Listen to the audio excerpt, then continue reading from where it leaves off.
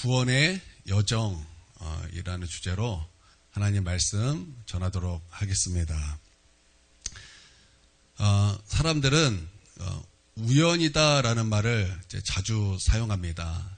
그래서 너와 나의 만남은 정말 우연이었어, 이런 말들을 종종 하게 되죠.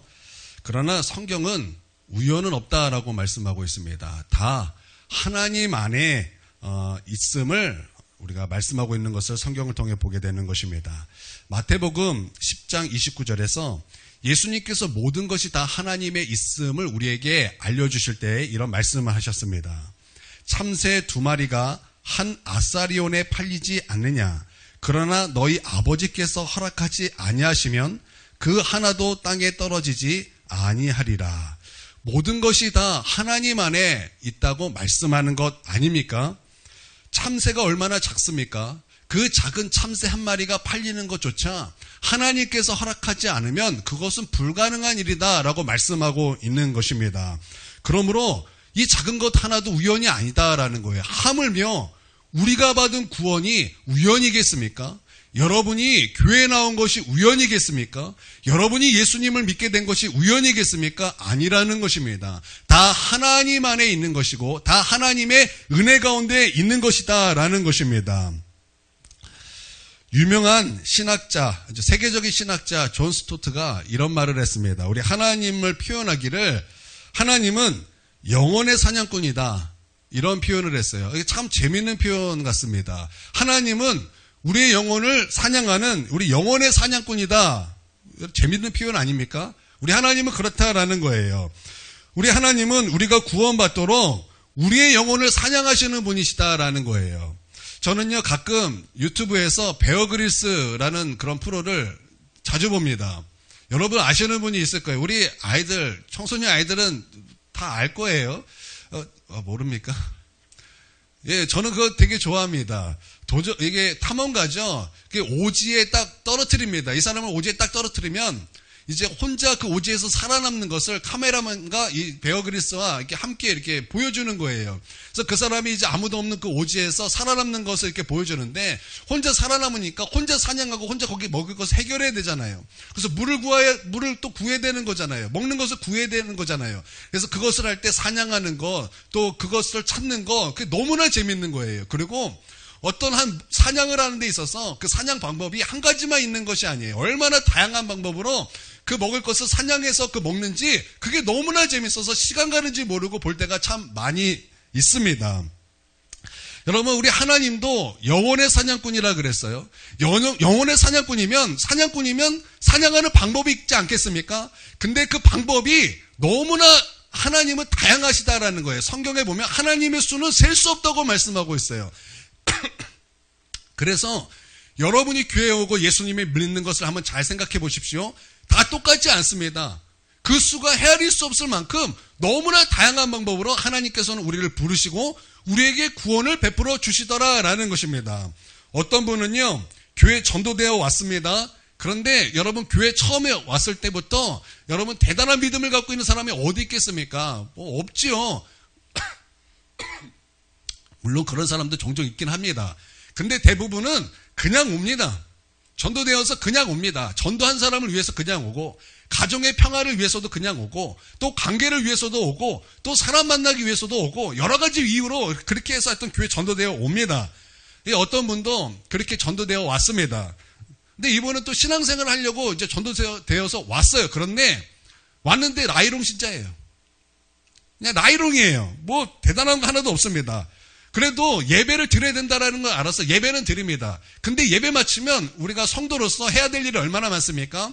식사를 하고 식사 후에는 함께 그것을 정리도 해야 되고, 그 이후에 성가대도 해야 되고, 그 후에 헌신해야 되고, 봉사해야 되고, 얼마나 많습니까? 그것을 다 해야 되는 그런 위치에 있었음에도 불구하고 바깥에서 나가서 노는 게 너무나 재밌어가지고 막 이제 예배 마치자마자 눈치를 보는 거예요. 아마 예배 시작 때부터 눈치를 볼 거예요. 언제쯤 빠져나가는 게 좋을 것인가. 그러니까 예배를 드리는 것이 아니라 이제 예배 마치자마자 나가 놀 궁리를 하면서 교회 오는 거예요. 친구들도 이 친구를 너무나 좋아했대요. 이 사람을 너무나 좋아해주고 분위기 메이커 해주고 막 계속 불러대는 거예요. 그래서 나가는 거 너무나 재밌어 해주고 교회 와도 그냥 나가고 싶은 거예요. 놀고 싶은 거예요. 그렇게 계속 이제 예배 마치자마자 나가서 놀았습니다. 그런데 하루는 그렇게 해서 어느 날 이제 똑같이 이제 나갔습니다. 아싸, 이제 내가 나갈 시간이다. 이제 나는 끝이다. 나는 이제 나가야지. 그러고 나갔습니다. 나갔는데 누가 자기 아들을 업고 오는 것을 딱 맞닥뜨린 거예요. 그 아들이 놀다가 쓰러져 기절한 거예요. 이렇게 넘어지면서 못에 박힌 거예요, 머리에.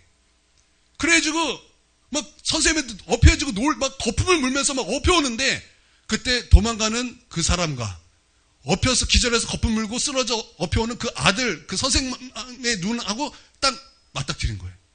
띠로리.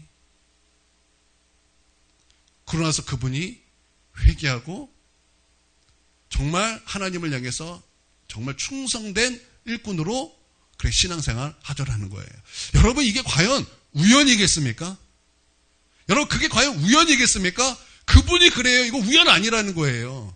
그분 우리 엄마거든요. 그 거품 물고 쓰러진 게 저거든요. 그거 우연 아니래요. 그거 우연 아니라는 거예요. 또 어떤 사람은요, 어떤 분은요, 학생 때 왕따였어요. 왕따여주고 막 책상 밑에서 떨다가 거기서 하나님께 기도한 거예요. 하나님, 나를 좀 도와주세요. 하나님, 나를 좀 도와주세요. 하나님, 나를 좀 도와주세요. 거기서 하나님을 찾다가 책상 밑에서 떨다가 하나님을 만났어요. 아니, 말이 됩니까? 왕따를 당해서 책상 밑에서 떨다가 거기서 하나님을 찾았어요. 하나님, 나를 좀 도와주세요. 그렇게 하나님을 찾다가 거기서 하나님을 만난 거예요. 여러분, 그런 분도 있습니다. 또 어떤 분은 사업 실패로 아주 가난하게 되었습니다. 아빠의 사업 실패로 가난하게 되었어요. 그래가지고 온 가족이 집을 잃어버렸어요. 그래서 아빠의 그런 동생 집에 살게 되었습니다. 그런데 하필 그 집이 우리 교회 맞은편이었어요. 하필이면 그 집이 우리 교회 맞은편이었어요. 그래가지고 그분이 전도가 돼서 우리 교회 오셨습니다. 온 가족이, 아빠 빼고 온 가족이 우리 교회 지금 다니고 있어요. 여러분, 그게 과연 우연이겠습니까? 여러분, 이 세상 가요도 우연은 없다고 말하고 있어요. 우리 만남은 우연히. 여러분, 세상 가요도 우연이 없다고 말하고 있어요.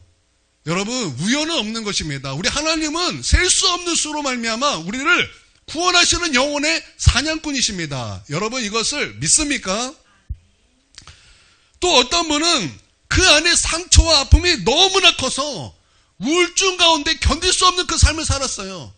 그래서 가족들들 몰라요. 그 사람은요, 매일매일 정말 눈물로 범벅이 되면서 그렇게 막 울면서 자고 그런 삶을 10년 살았어요. 어느 날 누가 저녁 예배 있습니다. 저녁 예배 오실 수 있는 분은 오세요. 그 말을 듣고 그 사람이 교회를 갔어요. 교회를 가가지고 교회도 아니었어요. 어느 한 창고였어요. 거기 갔는데 거기서 찬양이 나오더라고요. 그 찬양이 뭐였냐면, 주님 내가 여기 있사오니 나를 받으소서, 나의 마음 나의 몸 주께 드리오니 주 받으옵소서. 그것을 반복해서 찬양을 하는 거예요. 제가 아닌데 어떤 사람이 그 찬송을 듣다가 너무나 힘들고 괴로워가지고 그렇게 기도했어요. 하나님 계십니까? 하나님 정말 계십니까? 정말 너무나 힘들어서 정말 견딜 수가 없습니다.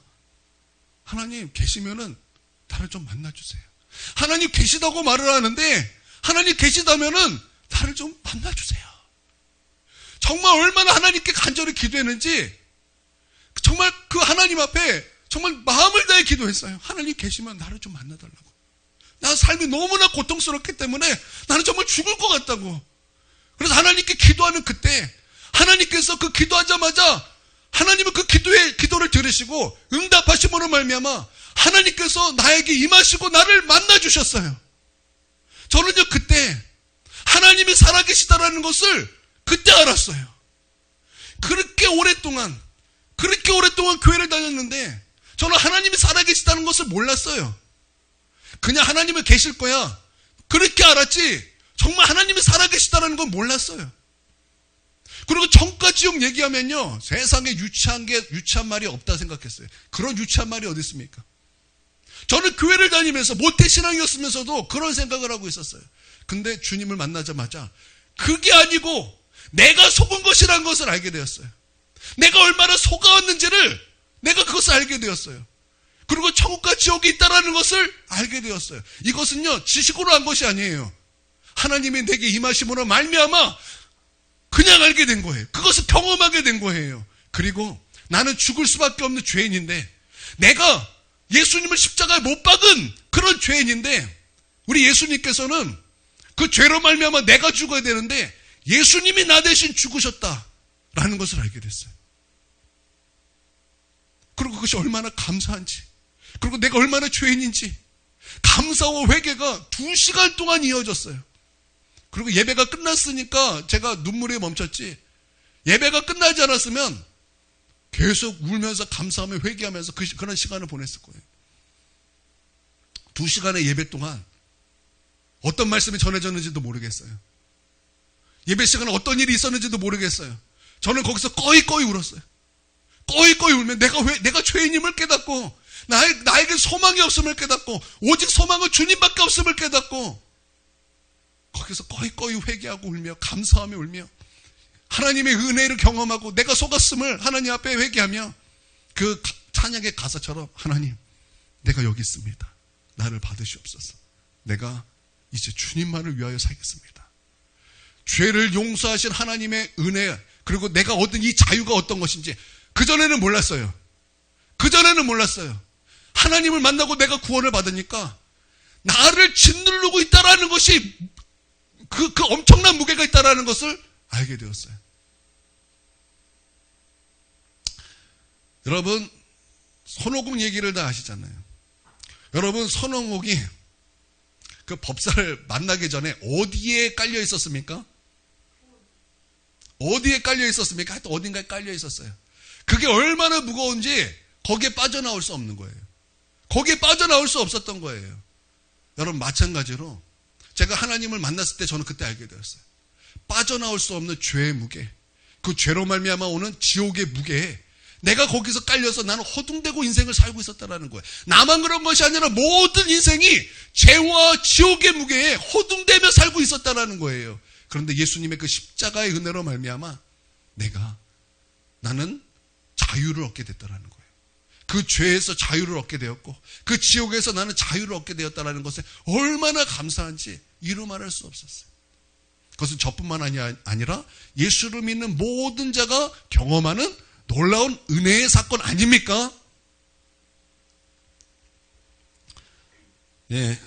이 하나님께서는 한 영혼을 사냥하셔서 우리를 구원하시는 그 셀 수 없는 수는요, 이루 말할 수 없고 다양하다는 것입니다. 그래서 로마서 8장 28절에는요, 이것을 이렇게 표현하고 있어요. 우리 한번 다 함께 읽어보도록 하겠습니다. 자, 함께 읽습니다. 시작. 우리가 알거니와 하나님을 사랑하는 자, 곧 그의 뜻대로 부르심을 입은 자들에게는 모든 것이 합력하여 선을 이루느니라. 그러니까 여기서 말씀하는 것이 뭐냐면, 하나님을 사랑하는 자, 부르심을 받은 자, 예수님을 믿는 자에게는 모든 것이 합해서 선을 이루신다라는 건데, 우리에게 얼마나 많은 다양한 일이 있습니까?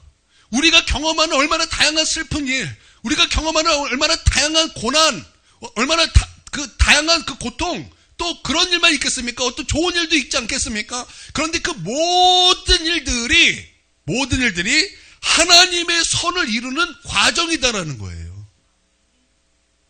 하나님께서 우리를 구원하시고자 하는 그 모든 과정 속에 있었다라는 것입니다. 여러분, 이것을 믿습니까?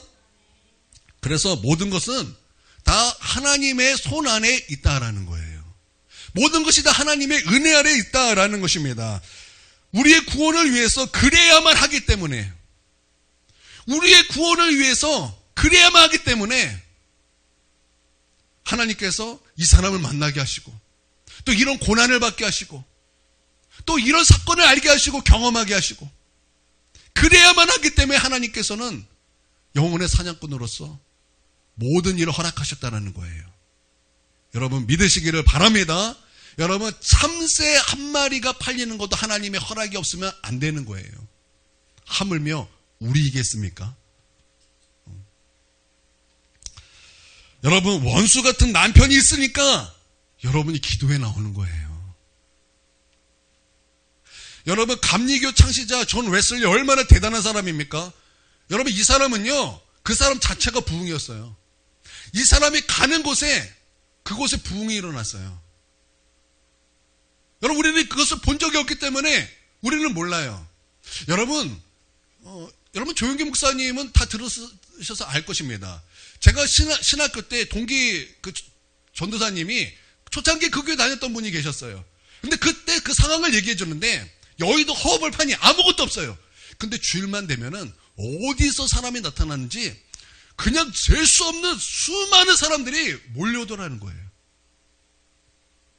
몰려오더라. 그런데 그것이 한 사람 때문에. 그 조용기 목사님 말씀 들으러. 그 조용기 목사님 말씀 들으러 수많은 사람들이 몰려들더라는 거예요.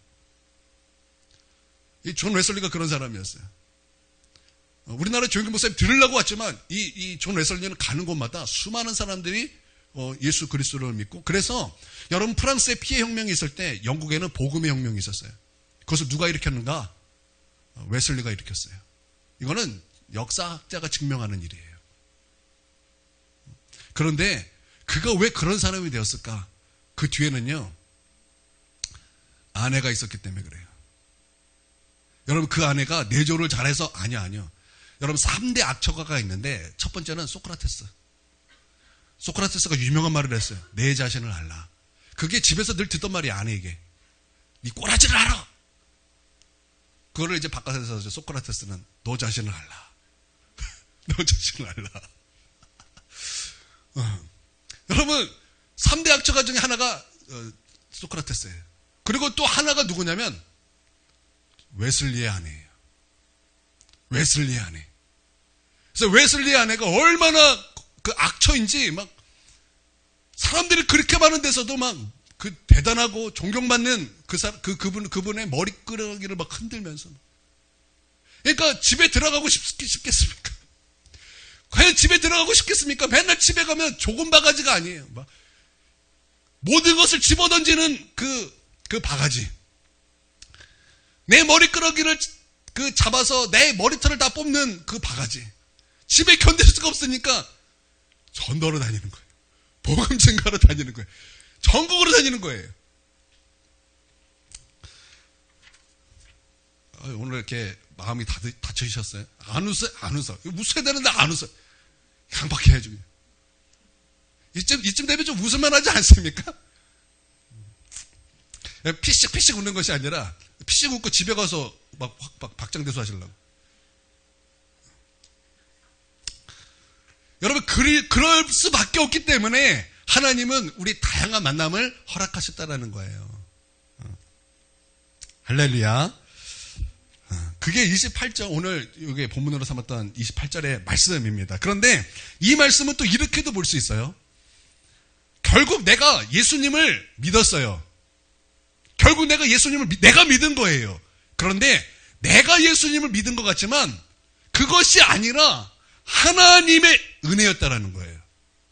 내가 예수님을 믿은 것 같은데 그것도 내가 믿은 것이 아니라 사실은 다 하나님의 은혜가 아니면 나는 교회 나올 수도 없고, 나는 예수님을 믿을 수도 없고, 나는 구원받을 수도 없고, 나는 천국의 소망을 꿈꿀 수도 없다라는 거예요. 다 하나님의 은혜다라는 것입니다. 여러분, 교회 나오는 게 쉽습니까? 어렵습니까? 교회에서는 신자도 있고 나이롱도 있고 막 그래요. 그런데 나이롱이든 정말 신실한 사람이든 교회 나온 것 자체가 여러분 쉬운 거 아닙니다. 쉬운 거 아니에요. 그것도 다 하나님의 은혜가 없으면 그거 불가능한 일이에요. 여러분 이게 하나님의 은혜가 없으면 불가능한 일입니다. 여러분 여기 교회 나온 것 자체가 다 하나님의 손에 이끌려서 나온 거예요. 여러분 사람들의 손에 이끌려서 나온 것 같고, 내가 믿음이 있어서 나온 것 같고, 여러 가지 이유가 있어서 나온 것 같지만 여러분 아니라는 거예요. 하나님의 은혜가 아니면 나 그럴 수 없다라는 거예요. 그래서 여러분의 마지막 고백은요, 내가 믿은 것 같지만 하나님의 은혜임으로 나의 마지막 고백은 항상 반드시 이런 고백이 있어야 되는 거예요. 하나님, 다 하나님의 은혜입니다. 나의 나된 것은 다 하나님의 은혜입니다. 이 한량없는 은혜, 갚을 수 없는 은혜, 이 모든 것이 다 하나님의 은혜입니다. 여러분 실제로 그렇습니다. 여러분 타락한 아담에게 하나님께서 찾아오셨습니다. 죄로 말미암아 부끄러웠어요. 하나님께 범죄함으로 말미암아 그 자기가 벗은 몸이 부끄러웠습니다. 그래서 아담과 하와는요, 무화과 나무 잎으로 자기의 부끄러운 몸을 가렸지만, 여러분 무화과 나무 잎이라는 것은 햇빛이 반짝 쬐면 다 말라 비틀어지는 그런 잎이에요. 부끄러움을 영원히 감출 수가 없어요. 그런 아담과 하와에게 찾아오셔서 우리 하나님은 짐승을 잡아서 그 피를 흘림으로 말미암아 짐승옷으로 아담과 하와의 부끄러움을 가리워 주셨습니다. 여러분 이것은요, 십자가의 예표고 구원의 예표가 되는 거예요. 여러분 믿습니까? 십자가가 그런 거예요. 죄로 말미암아 부끄러울 수밖에 없는, 수치스러울 수밖에 없는, 형벌받을 수밖에 없는 우리에게 우리 하나님께서 먼저 찾아오셔서 그 예수님의 그 십자가 보배로운 피로 우리의 예복을 입히시는 거예요. 우리 아까 찬송했잖아요. 천국 갈 예복을 입었는가? 너희가 천국 갈 예복을 입었는가? 그 예복이 어떤 것을 뜻하는 것입니까? 여러분 오늘 깔끔하게 입고 정장을 의미하는 것입니까? 아니에요. 그 예복은요, 예수 그리스도의 보배로운 피의 옷이에요. 예수 그리스도를 믿으면 우리 하나님께서 우리에게 덮어주시는 피의 옷, 그 피의 옷을 입었냐 이 말이에요. 그 예복을 입었냐 이 말이에요. 여러분 그런 아담에게도 찾아오셔서 예복을 입히셨어요. 그 수치를 가려주셨어요. 사도 요한은 요한일서에서 십자가를 향해 사랑은 여기 있나니, 우리가 하나님을 먼저 사랑한 것이 아니요, 하나님께서 우리를 먼저 사랑하심으로 말미암아 우리에게 예수님을 보내주셔서 예수님을 화목제물 삼으셨도다 말씀하고 있어요. 그리고 로마서 5장에 보면 사도 바울은 우리에게 분명히 말씀하기를, 우리가 아직 죄인 되었을 때, 여러분 우리가 의인 되었을 때가 아니에요. 아직 죄인 되었을 때, 우리가 아직 연약할 그때에 우리 하나님께서는 당신의 아들의 십자가의 그 사랑을 통해서 하나님의 사랑을 확증하셨다고 말씀하셨습니다. 그러니까 우리가 예수님을 믿기 전에, 우리가 하나님께 나아가기 전에 하나님께서는 먼저 우리를 사랑하시고 먼저 우리에게 다가오셨다라는 것입니다. 할렐루야. 그래서 내가 예수님을 믿은 것 같지만 이 모든 것이 다 하나님의 은혜다라는 거예요. 그래서 나의 나된 것은 다 하나님의 은혜인 것입니다. 한량없는 은혜, 갚을 길 없는 은혜, 내 삶을 애워싸니 하나님의 은혜. 여러분 다 하나님의 은혜인 거예요. 여러분 이 모든 것이 다 하나님의 은혜인 줄 믿습니다.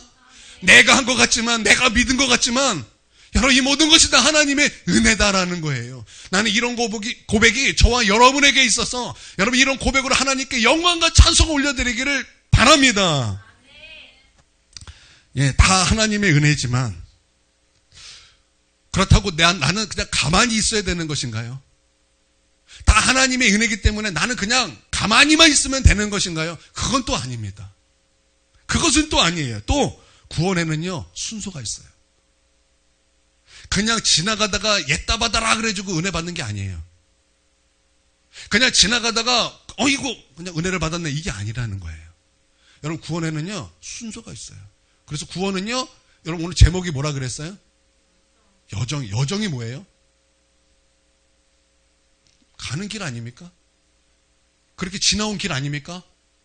여러분 구원도 그런 여정이 있다, 서정이 있다라는 거예요. 그런 단계가 있다라는 거예요. 순서가 있다라는 거예요.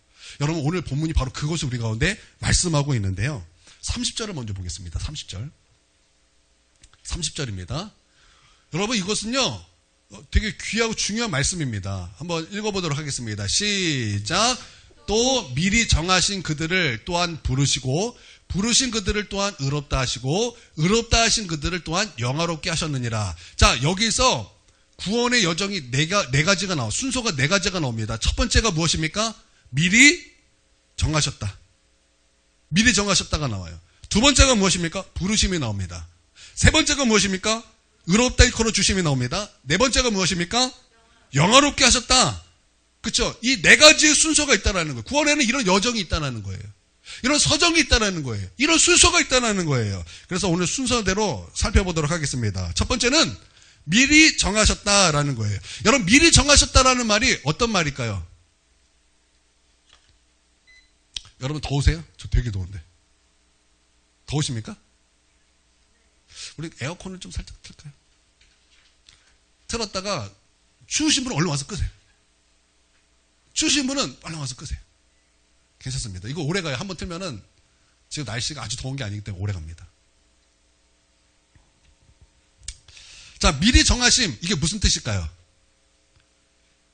여러분 지금 말씀 잘 따라오고 계시죠? 쉽게 막 지금 말씀이 증거되고 있어요. 이게 어려운 말씀인데 어떻게든 쉽게 하려고 하고 있어요. 자, 미리 정하셨다, 이게 무슨 뜻일까요? 예정이죠. 예정이에요. 하나님께서 이제 예정하셨다라는 건데, 이 예정이라는 것은 무슨 뜻일까요? 칼빈주의자들은요, 이 예정을 이렇게 표현합니다. 하나님께서 구원받을 사람을 예정하셨고, 그러니까 천국 갈 사람을 예정하셨고, 지옥 갈 사람도 예정하셨다. 예정을 이렇게 이제 표현을 합니다. 이게 맞을까요? 틀릴까요? 여러분, 이게 맞을까요? 틀릴까요? 여러분, 이것은 맞는 것이 아니에요.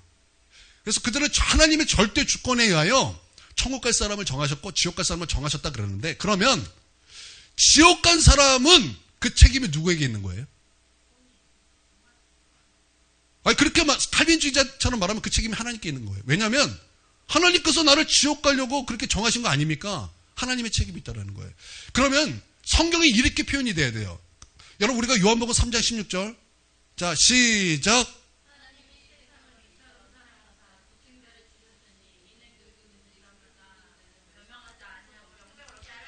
하나님이 세상을 이처럼 사랑합니다는 거의 똑같이 가는데 뒤에부터 뒤죽박죽 됐어요.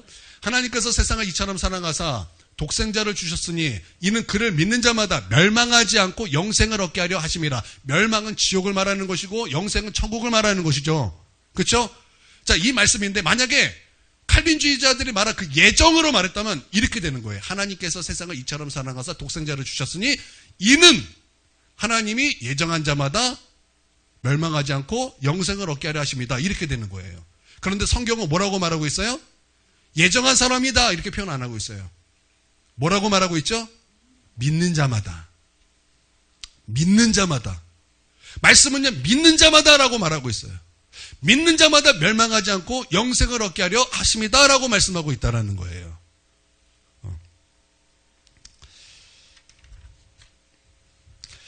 또 하나님은요, 모든 사람이 다 회개하고 구원에 이르기를 원하신다라고 또 말씀하셨고요.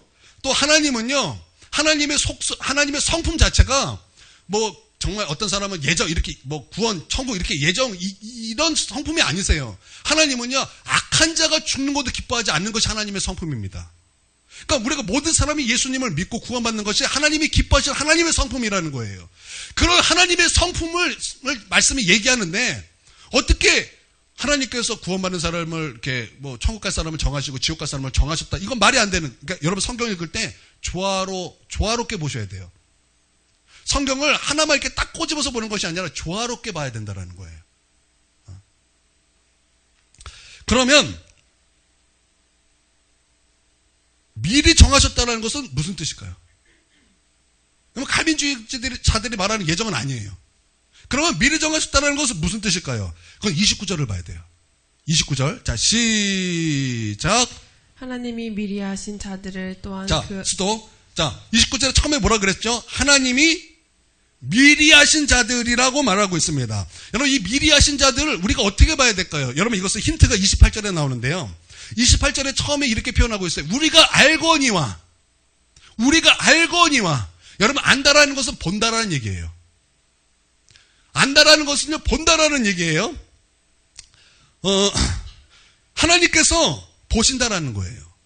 하나님께서 보시는데 무엇을 보시냐면 지금 받는 고난과 고통이 선을 이룰 것이다 라는 것을 보신다라는 것입니다.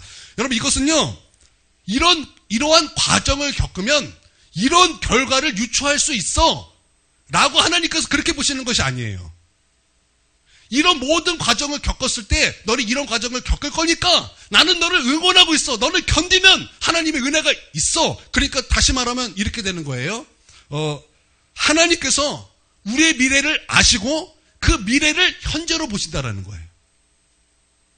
이해가 되세요? 그러니까 미리 아셨다라는 것은요, 이러한 과정 속에서 미래를 유추하는 것이 아니라 하나님은 그 미래를 보시는 거예요. 그 사람의 미래를 보시고 그 미래를 현재로 보시는 거예요. 이게 하나님의 미리하심, 예지 예정입니다. 이해가 되시죠? 그래서 여러분 이 칼빈주의자들은 여기서 이렇게 표현해요. 아니 그러면 하나님께서는 야곱을 사랑하셨고 에서는 미워하셨다라는데 그러면 하나님께서 미리 정하신 것이 아니냐라고 말하지만 그것은 아니에요. 그것은 하나님께서 미리 아셨기 때문에 그래요. 하나님께서는 그 미래도 현재로 보십니다. 야곱이 어떤 사람입니까? 야곱은 하나님의 말씀을 사랑해서 하나님의 말씀에서 오는 축복을 갈망했던 사람이에요. 그리고 어떤 큰일이 있을 때 하나님과 기도로 씨름해서 하나님께 얻어내고자 하는 그런 믿음의 조상으로서의 그 믿음이 있었어요. 근데 에서는 어떻습니까? 에서는요, 하나님의 말씀을 가볍게 여겼어요. 하나님의 말씀을 가볍게 여기고 뿐만 아니라 하나님을 가볍게 여기는데 그거 회개 안 했어요. 회개도 안 함으로 말미암아 그의 정체성을 그대로 가지고 있는 아말렉의 민족의 우두머리가 됐어요. 그러니까 하나님은 그런 미래를 아십니까? 모르십니까? 아시는 거예요. 그가 돌이켜 하나님을 믿지 않을 것을 아신 거예요. 그러니까 하나님 미리하시고 야곱을 사랑하시고 에서를 미워하셨다. 이것을 이렇게 봐야 하는 것이 맞다라는 거예요. 그렇죠? 하나의 사건을 통해서 완전히 다른 견해가 오는 거죠. 어렵나요? 제가 지금 되게 어렵게 말을 하고 있는 거예요? 아니, 안 어려운데? 자, 어려우신 분은 뒤에 가서 저에게 따로 말씀해 주시면은 저는 이렇게 말하겠습니다. 오늘 설교를 다시 한번 들으십시오. 안 어려워요. 어려운 거 아니에요. 자, 그러므로 이 미리 아셨다는 것은 하나님께서 예수님을 믿을 자를 미리 아셨다라는 거예요. 예수 믿는 자를 미리 아셨다라는. 그리고 이제 이어서 보겠습니다. 이어서 자 28절 우리가 알거니와 29절 죄송해요 29절 시작. 하나님 미리 하신 자들을 또한 그의 아들 형상을 본받게 하기 위하여 미리 정하셨으니 이는 그로 말미암아 많은 형제 중에서 맏아들이 되게 하려 하심이라. 그때 보면 또 미리 정하셨으니 이런 말이 나와요. 미리 정하셨다. 그러면 이건 예정 아닙니까? 칼빈주의자가 말한 예정 아닙니까? 이렇게 말할 수도 있는데 여러분 우리 성경은요 문맥을 잘 봐야 돼요. 그러니까 어떤 신학을 알고 신학을 통해서 말씀을 보는 것이 아니라 여러분 성경은요 문맥과 성령을 통해서 봐야 되는 거예요. 그러니까 여러분이 국어만 잘하면요 성경을 해석하는데 그렇게 많은 어려움이 없습니다. 그리고 성령의 도움으로 여러분이 문맥을 해석하면 여러분 충분히 여러분도 다 할 수 있는 거예요. 자, 잘 보세요. 미리 정하셨으니 이건 예정인데 무엇에 대한 예정입니까? 무엇에 대한 예정이에요? 앞뒤 문맥을 잘 보면 그의 아들 형상을 본받게 하기 위하여 또 그 많은 형제들로 중에 맏아들이 되게 하려 이 말씀이 있죠. 그것에 대한 예정이라는 거예요. 다시 말하면 예수님으로 말미암아 구원을 얻는 것 그것을 하나님께서 예정하셨다라는 거예요.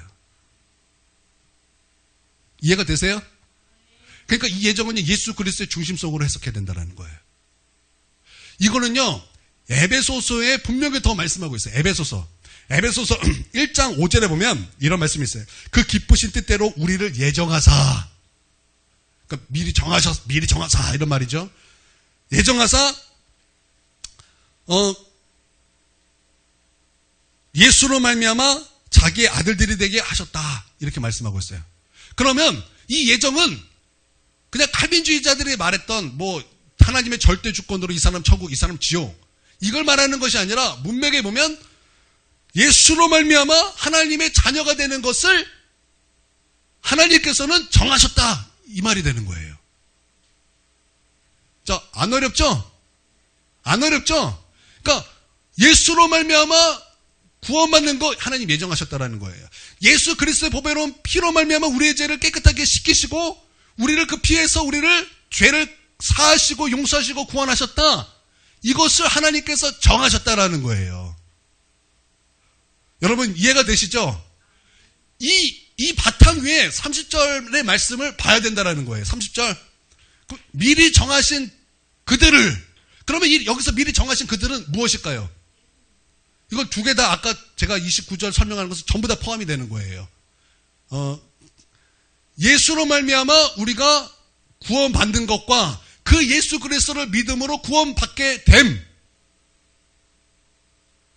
이 모든 것을 이제 미리 정하셨다라고 말을 하는 거예요. 자, 다시 여기서 정하신 것은 29절의 모든 말씀이에요. 그래서 예수 그리스도로 말미암아 하나님의 자녀가 되게 하시고 예수 그리스도의 십자가를 통해서 우리의 죄를 깨끗하게 씻기셨다라는 것. 그리고 그 예수 그리스도를 믿을 때 내가 구원받게 된다라는 것. 그것이 하나님께서 미리 정하셨다라는 거예요. 이게 첫 번째예요. 이해가 되시죠? 이해가 되시죠? 어렵지 않아요? 그것을 미리 정하신, 이게 첫 번째예요. 구원의 첫 번째 순서. 바로 그들을, 그렇게 예수 그리스도를 이제 믿을 그들을 위해서 하나님께서 뭐 하셨다라는 거예요? 두 번째 뭐 하셨다라는 거예요? 부르셨다라는 거예요. 부르셨다. 부르심의 정의가 무엇일까요? 이게 신학으로는 약간 고급스러워요. 신학으로는 뭐라고 표현하냐면 예수 안에서 주어진 구원을 받아들이도록 죄인을 초청하시는 하나님의 은혜로운 행위이다. 이게 신학의 정의인데 너무 어려워요. 하나님께서 우리를 구원하시기 위하여 초청하셨다. 이거 얼마나 쉽습니까? 이해도 편하고. 그러니까 초청이라는 것은 뭐냐면 하나님께서 우리를 이렇게 구원하시도록 초청하셨다라는 거예요. 여러분, 그 마태복음 22장일 거예요. 22장에 보면 혼인잔치 초청이 있습니다. 혼인잔치의 초청. 우리 왕이신 하나님께서 이 혼인잔치에 초청하셨어요. 모든 초청하셨는데 와라, 혼인잔치가 있다, 와라. 그런데 사람들이 다 어떻게 했어요? 나 무슨 일이 있습니다. 그래서 다 그 초청을 거절했습니다. 그때 하나님께서 아무나 데려오라 그랬어요. 아무나 데려오라. 그래서 이 종들이 나가서 아무나 다 데려옵니다. 아무나 다 데려와. 근데 눈에 보이는 사람을 다 데려오는 거. 어디로? 혼인잔치로. 그 교회로 데려왔다는 거예요. 다 교회로 데려왔는데 그들이 다 예복을 입고 다 왔어요. 예복을 입고 다 왔어요. 근데 그 중에 딱 한 사람은 예복을 입지 않고 온 거예요. 그때 왕이신 하나님께서 그 사람에게 뭐라고 말했습니까? 너는 왜 예복을 입고 오지 않느냐? 나가라. 그러면서 이제 우리 예수님께서 하신 말씀이 이거예요. 청함받은 사람은 많지만 택함을 입은 사람은 적다. 이런 말씀하셨어요. 그러니까 일단 부르심이라는 것은 뭐냐면 초청이에요. 혼인잔치 와라. 이게 초청이에요. 초청. 와라. 그러니까 여러분은 교회 왔죠? 이게 초청이라는 거예요. 예수님을 믿어야 됩니다. 초청이에요. 회개하십시오. 예수님을 영접하십시오. 초청이에요. 우리 예수님께서 우리를 위하여 십자가에 피 흘려 죽으시고 그 피로 우리의 죄를 깨끗하게 씻기셨습니다. 여러분 회개하시고 예수님을 믿으면 그 피가 내 안에 효력이 있습니다. 그 피가 나를 덮습니다. 그런 사람은 하나님의 구원을 약속받습니다. 초청이에요. 그래서 함께 신앙생활 합시다. 이게 초청이라고요. 이 초청이에요. 그러면 택함은 무엇입니까? 이 부르심 안에는 택함이 들어가요. 택함이 무엇입니까? 그 부르심에 응답하는 거예요. 이 부르심에 응답하여 내가 예수님을 믿고 회개함으로 말미암아 예수 그리스도의 보배로운 피를 덮어서 내가 실질적으로 정말 믿음으로 거듭나고 이제 주님을 향해서 이제 내가 살겠다. 이제 믿음 생활 하겠다. 나는 이제 하나님의 자녀가 되었다. 나는 구원받았다. 이게 하나님의 택하심이에요. 부르심에는 이런 외적 이런 부르심과 내 안에서 이제 그 하나님의 택하심이 거기 안에 다 있다라는 거예요. 어려우세요? 이해가 되시죠? 이제 이것을 이제 제가 이제 어느 책에 찾아봤어요. 부르시면 어떻게 신학은 말을 할까? 그랬더니 이렇게 표현을 하더라고요. 이것도 도움이 될 것 같아요. 첫 번째는 외적 부르심이 있다라는 거예요. 부르심이 외적 부르심. 두 번째는 내적 부르심이에요. 그러니까 외적 부르심이 뭐냐면 아까 제가 서두에 말씀드린 거예요. 교회 나와라. 전도돼서 왔어요. 와서 예수 믿자. 구원받자. 신앙생활 하자. 그리고 우리가 열심히 함께 우리가 기뻐하며 은혜 가운데 있자. 그래서 이렇게 이제 초청하는 거예요. 이게 외적 부르심이에요. 그런데 이 외적 부르심에게는 이제 세 가지의 제시가 있어야 된대. 세 가지가 제시돼야 된대요. 첫 번째는 뭐냐면 예수 안에 계시된 계시된 죄인을 구원하신 방법이 선포되어야 된대요. 우리를 어떻게 구원하시는가 하나님께서 그것이 선포되어야 된다는 거예요. 여러분, 하나님은 공의로우신 분이십니다. 그래서 죄인은요 반드시 형벌을 받아야 됩니다. 왜냐하면 하나님은 공의로우신 분이기 때문에 그래요. 여러분, 죄가 없는 사람이 있습니까? 여러분, 죄가 없는 사람은 한 사람도 없습니다. 하나님께서 말씀하셨어요. 죄인은 없나니 하나도 없다. 하나님의 영광에 이르지 못하였다. 의인은 없나니 하나도 없다. 모든 사람이 죄를 범하였음에 그것이 하나님께서 인간을 향하여 정의입니다. 인간은 죄인이다. 죄인이 인간을 하나님 앞에 섰을 때 하나님의 공의 앞에서 하나님의 심판을 받아야 됩니다. 그게 하나님의 공의예요. 그래서 죄의 삭스는 무엇입니까? 사망입니다. 죽음의 형벌을 받는 거예요. 사망의 형벌을 받아야 된다는 거예요. 이게 하나님의 공의입니다. 그런데 하나님은요 사랑의 하나님이십니다. 그렇기 때문에 우리가 형벌받는 것을 원하시지 않습니다. 우리가 심판받는 것을 원하시지 않습니다. 하나님은 사랑이시기 때문에 우리가 구원받기를 원하십니다. 그런데 하나님의 공의와 하나님의 사랑은 모순됨이 있어요. 형벌을 받아야 돼요. 그런데 구원을 하셔야 돼요. 이거는 충돌되는 거예요. 그런데 하나님의 공의와 하나님의 사랑이 저 한 곳에서 만난 곳이 있어요. 그게 뭐냐면 십자가입니다. 그래서 십자가에서 하나님의 공의를 만족시키셨고 하나님의 사랑을 만족시키셨습니다. 하나님의 공의는 죄인은 심판을 받아야 돼요. 죽음의 그 형벌을 받아야 돼요. 근데 하나님의 사랑은 구원이 있어야 되는 거예요. 그게 십자가라는 거예요. 그래서 우리 하나님께서는 이 십자가에서 당신의 아들을 보내서 우리의 죄를 짊어지시고 십자가에서 하나님의 진노를 받으시고 내가 내 죄로 말미암아 죽어야 되는데 우리 하나님께서는 나 대신 하나님의 아들을 대신 죽임으로 말미암아 우리를 구원하셨다라는 거예요.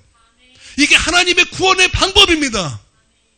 죄로 내가 죽어야 되는데 하나님은 나를 살리시기 위하여 당신의 아들을 나 대신 죽이셨다라는 거예요. 하나님의 진노를 쏟으셨다라는 거예요. 여러분의 과거의 죄, 여러분의 현재의 죄, 여러분의 앞으로의 죄 모든 죄를 예수님의 그 십자가에 다 쏟으셨다라는 거예요. 무엇을? 하나님의 진노를. 그래서 예수님께서는 그 십자가에서 하나님의 형벌을 받으신 거예요. 지옥의 형벌을 받으신 거예요. 그렇게 해서 우리 주님은 모든 구원의 공로를 이루셨습니다. 여러분 이것을 믿습니까?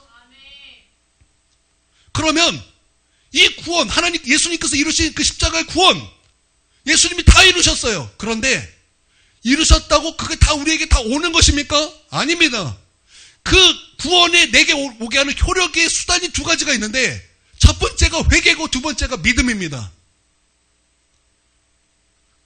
회개하라, 천국이 가까이 왔느니라. 때가 찼고 하나님의 나라가 가까이 왔으니 회개하고 복음을 믿어라. 이게 주님의 말씀이었어요. 그리고 사도 바울은 성령 충만하여 사람들에게 복음을 전하길 하나님을 향한 회개와 예수 그리스도를 향한 믿음을 전파했다고 말하고 있어요. 우리 예수님은 우리의 인간과 구주가 되시기 때문에 회개와 믿음이 필요하다고 성경은 분명히 말씀하고 있다는 거예요. 그래서 여러분 우리가 구원을 받기 위해서는 오게 하는 수단이 두 개인데 첫 번째가 회개고 두 번째가 믿음이 영접하는 거예요. 이것을 한마디로 줄이면 믿음이라 그러는데 그 믿음 안에는 회개가 들어온 거예요.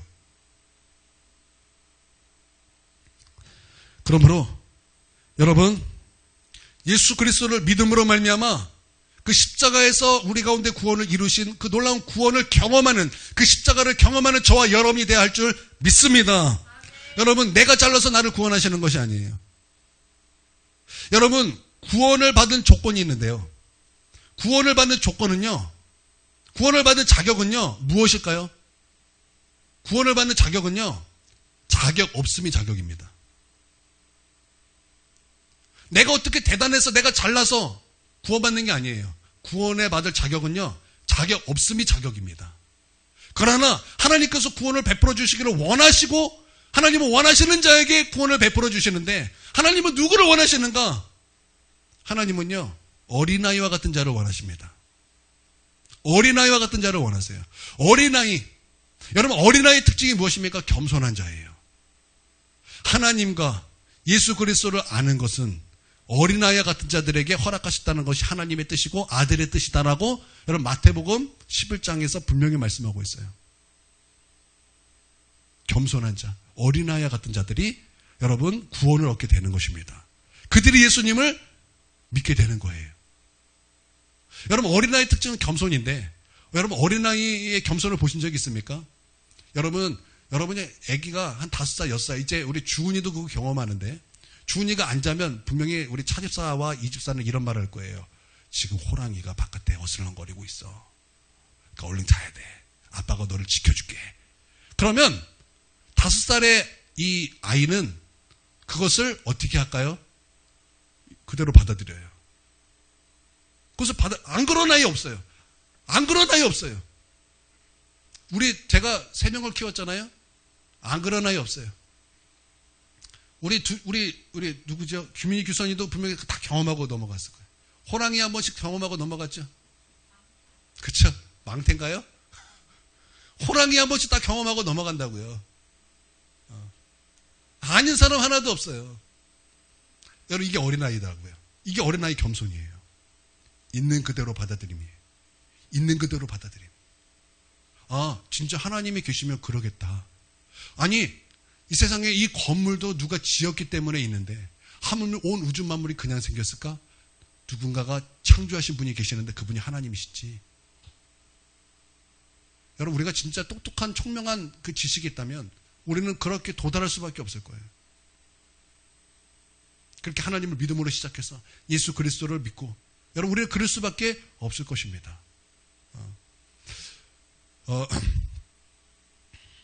시간이 많이 지났으므로 더 이걸 할 게 있었는데 빨리빨리 넘어가도록 하겠습니다.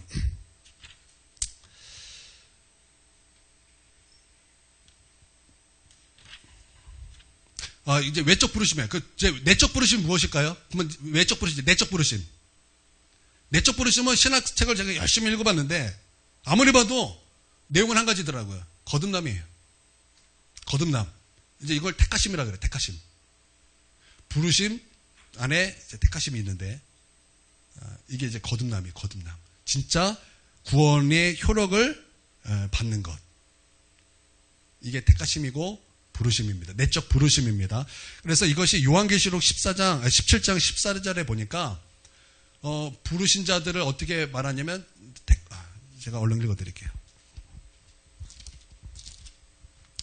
자, 요한계시록 17장 14절에 보면 그 마지막 부분에 곧 부르심을 받고 택하심을 받은 자들은, 진실한 자들도 뭐 이기리로다. 뭐 이런 말씀이 있어요. 택하심을 받은 진실한 자들도 이기느니라. 이렇게 말씀이 있는데, 부르심 안에는 택하심이 있다라는 거예요.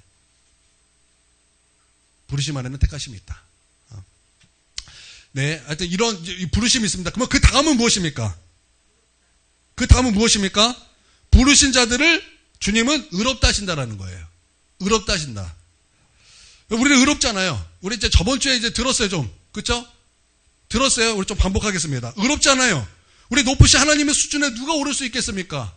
근데 예수 그리스도를 믿음으로 말미암아 하나님은 우리 가운데 예수님의 보배로운 피를 덮어 주셔서 우리를 대속의 눈으로 보신다라는 거예요. 대속의 눈, 나 대신 예수님께서 십자가에 달려 죽으신 바로 그 눈으로 우리를 보신다는 것입니다. 그래서 우리를 의롭다 일컬어주는데, 이것은 법정 선언이라는 거예요. 법정 선언.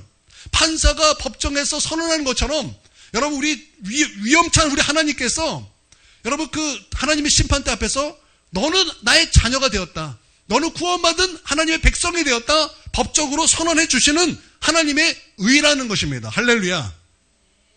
여러분, 예수님을 믿습니까? 그러면 여러분 믿으시길 바랍니다. 하나님께서 여러분을 구원받았다 법정 선언해 주신 것입니다. 그건 놀라운 권세예요. 놀라운 권세입니다. 그런데 의라는 것은요, 법정적인 의미만 있는 것이 아니라 관계적인 의미도 있다는 것 또한 아셔야 돼요. 관계적인 의미. 의롭다 하심의 의미의 기본적은 법적 의미입니다. 하나님께서 선언하셨다, 법정으로 선언하셨다가 기본적인 의미인데, 그것이 전부가 아니라는 거예요. 관계적인 의미도 있다는 것입니다. 여러분, 하나님은요, 세상 판사처럼 자신과 아무 관계없는 피고에게 당신은 무죄이다 이렇게 선언하지 않으세요. 하나님은 인류가 저지른 죄와 반역의 피해자이십니다. 여러분, 우리가 죄를 지면 누구에게 죄를 지는 것입니까? 하나님에게 죄를 지는 거예요. 우리는 처음부터 하나님을 반역한 그런 존재들입니다. 그런 하나님이 아들을 세상에 보내어 십자가에서 죽으시고 우리를 의롭다 하신 거예요. 하나님께서 피해자세요.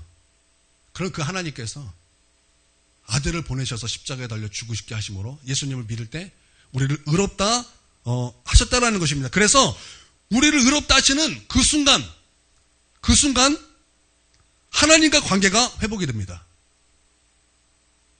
하나님과 관계가 회복이 돼요. 그러므로 의롭다 하심 안에는 의롭게 산다는 의미가 포함이 됩니다. 이것이 관계적인 의미입니다. 관계적인 의미예요. 의롭게 사는 것입니다. 그러니까 하나님의 말씀에 순종하며 사는 것입니다. 그러므로 순종함으로 하나님의 보호 아래 벗어나지 않는 것을 말하는 거예요. 순종함으로 하나님의 보호 아래 벗어나지 않는 것. 그러나 이것은요 진정한 순종을 의미하는 것이지 순종 자체가 은은 아닙니다. 우리가 의롭다함을 받은 것에 우리가 말씀대로 사는 것보다 더 근본적인 조건은 바로 대속이에요. 바로 대속이에요. 십자가라는 거예요. 하나님은 우리를 십자가로 보신다라는 거예요. 대속의 눈으로 보신다라는 거예요. 나 대신 죽으심. 여러분이 지금 부족함 때문에 낙심한 사람도 있을 거예요. 나는 지금 너무나 하나님 앞에 부족한 상태인 것 같습니다. 그런데 그것이 영원한 패배를 의미하는 것이 아닙니다. 그것이 여러분에게 영원한 패배를 의미하는 것이 아니에요. 하나님은 우리를 대속의 눈으로 보십니다. 나 대신 죽으신 예수님의 십자가의 눈으로 우리를 보신다라는 거예요. 그러니까 정가가 된 거예요. 예수님께서 십자가에 달리실 때 너의 죄와 나의 의를 정가하자. 너의 죄는 내가 가지 마. 나의 의는 너가 가져라. 이게 십자가거든요. 우리 주님은 바로 그 예수님의 의를 우리를 보실 때 하나님께서 그렇게 우리를 보신다라는 거예요. 그러므로 여러분이 예수를 믿었다 하면 여러분이 하나님의 수준에 이르지 못하고 나는 부족해. 나는 아마 버림받은 것 같아. 그것이 아니라는 거예요. 그것이 아니라는 거예요. 여러분이 부족함을 느껴도 하나님의 눈은 여러분은 예수님의 의를 가진 자예요. 예수님의 의를 가진 자. 여러분이 하나님만을 떠나지 않는다면 여러분이 하나님만 떠나지 않는다면 하나님은 여러분을 보호하실 것입니다. 하나님의 약속은 변하지 않아요. 그래서 하나님께서 우리 가운데 보증으로 성령을 주셨어요. 여러분 믿습니까? 그렇게 여러분 자유하시기를 바랍니다. 여러분 자유하시기를 바랍니다. 네 번째는 영화롭게 하셨다예요. 영화롭게 하셨다. 이게 구원의 마지막 단계인데 이 영화롭게 하셨다라는 것은 아직 이루어지지 않았어요. 여러분 구원은요 이미와 아직으로 봐야 되는데요. 우리가 예수님을 믿으면 이미 우리는 구원을 받았습니다. 그런데 아직이 남아있어요. 그 아직이 무엇입니까? 주님 다시 오실 때 우리의 육체의 부활을 말하는 거예요. 그건 영화예요. 그건 영화. 근데 오늘 말씀에 영화롭게 하셨다 그랬어요. 과거 영화 아닙니까? 영화는 부활이면 미래 아닙니까? 근데 왜 여기서 과거입니까? 여러분, 이 헬라의 문법은요, 과거형은요, 확신이에요. 너무 확실해서. 그것은 너무나 확실하기 때문에 과거형으로 쓰여지는 거예요. 예를 들어서, 여러분 제가 많이 얘기하죠. 너 오늘 죽었다. 너 오늘 엄마한테 죽었다. 나 살아있는데. 나를 죽었다 과거형으로 처리하고 있어요. 너 선생님한테 죽었다. 나는 아직 살아있는데 죽었대. 이게 무엇을 뜻하는 것이죠? 너 오늘 진짜 혼났다라는 확신이죠. 확실이죠. 그쵸? 확실이기 때문에 과거형을 쓰는 거예요. 마찬가지로 영화롭게 하셨느니라 과거지만 이게 과거에 이루어졌다는 것을 말하는 것이 아니라 너무나 확실한 영화라는 거예요. 너무 확실한 구원이라는 거예요. 여러분 이 구원을 믿음으로 여러분 이 천국을 막 누리면서 사는 저와 여러분이 되길 바랍니다. 여러분이 이제 마지막에 이제 결론을 냅니다. 우리가 궁극적으로 천국을 가야 됩니다. 그러면 이 땅에서 그러면 우리에게 천국이 없습니까? 아니에요. 여러분이 그 부르심에 온전한 응답이 있을 때 주의 성령이 여러분에게 임하시면 하나님의 나라는 먹는 것과 마시는 것이 아니요 성령 안에 있는 의와 평강과 희락이라고 말씀하고 있어요. 여러분 성령님이 여러분에게 오시면 그 성령님 안에 있는 그 하나님의 나라 그 나라가 우리로 하여금 천국을 경험하게 하시고 우리로 천국으로 살게 하시고 천국을 누리면서 살게 하실 것입니다. 그래서 천국은 여기 있다 저기 있다가 아니라 너의 마음에 있느니라. 예수님의 말씀처럼. 여러분, 천국이 우리 안에 있는 것입니다. 그 천국을 누리면서 사는 저와 여러분이 되기를 바랍니다. 그 천국을 누리면서 우리가 이제 궁극적으로 갈 그 천국을 소망하는 거예요. 소망하는 거예요. 그렇게 소망할 수 있는 저와 여러분이 되기를 주님의 이름으로 축원드립니다. 그러니까 여러분, 내가 예수님 믿을 때 흔들리지 마십시오. 흔들리지 마십시오. 하나님께서는 여러분을 구원하셨다 선언하셨습니다. 여러분 예수님을 믿을 때 우리 하나님의 선언이 있다는 것을 믿으십시오. 하나님은 여러분 구원하셨습니다. 말씀을 마치도록 하겠습니다. 여러분 이 시간 우리 함께 2분 정도 좀 기도합시다. 여러분이 받은 구원에 여러분 하나님 앞에 감사하며 찬송하며 여러분 우리 하나님 앞에 그렇게 감사와 찬송으로 이렇게 나아가도록 하겠습니다. 기도하겠습니다.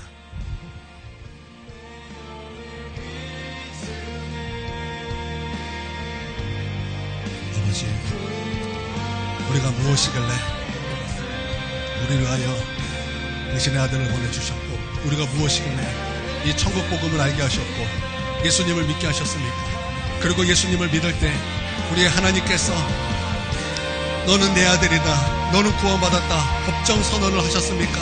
우리를 의롭다 일컬어 주셨습니까? 우리 하나님 감사와 찬송 올려드립니다. 우리 하나님께서 우리에게 주신 이 법정의 의, 주님의 그 의로 말미암아 하나님과 관계가 회복된 이 놀라우신 은혜, 갚을 길 없는 이 은혜, 아버지 하나님, 우리 하나님 앞에 평생을 우리 하나님 앞에 감사하며 찬송하며 살아갈 수 있도록 우리를 도와주시고 이 구원을 누리면서 사는 주의 거룩한 백성 다 될 수 있도록 아버지 하나님 역사여 주시옵소서. 주님을 찬송합니다.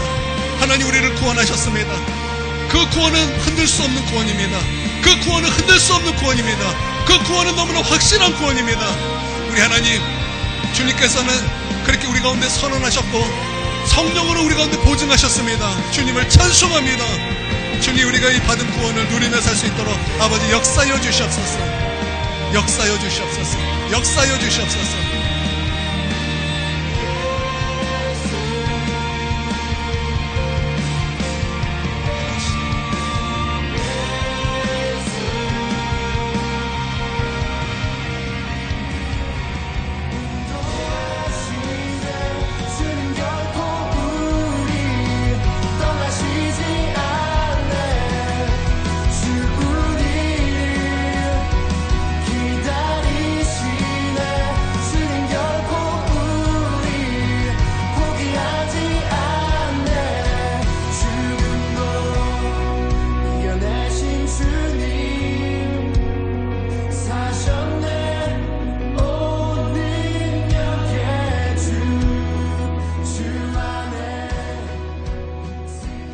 아버지, 우리를 부르신 은혜 감사드립니다. 우리로 당신의 아들을 보내주신 것을 감사드립니다. 믿는 자에게 멸망하지 않고 영생을 주신 주님의 은혜 감사드립니다. 또 예수님을 믿는 우리에게 너는 내 아들이다, 너는 구원받은 천국을 상속받은 나의 자녀다, 그렇게 선언하신 주님의 은혜 감사드립니다. 우리 하나님, 주님께서 주신 이 천국의 은혜, 구원의 은혜 누리면서 사는 주의 거룩한 백성 되게 하여 주시옵소서. 예수님의 이름으로 기도합니다. 아멘. 이제는 우리 주 예수 그리스도의 그 크신 은혜와 아버지 하나님의 무궁하신 사랑과 성령의 감화, 교통, 내주 충만하심과 은혜의 역사가 지금 고개 숙여 예배드리는 우리 하나님의 백성 머리 위에와 또한 그 가정 위에와 한국교회 위에 이제로부터 영원토록 함께 있을 지어다. 아멘.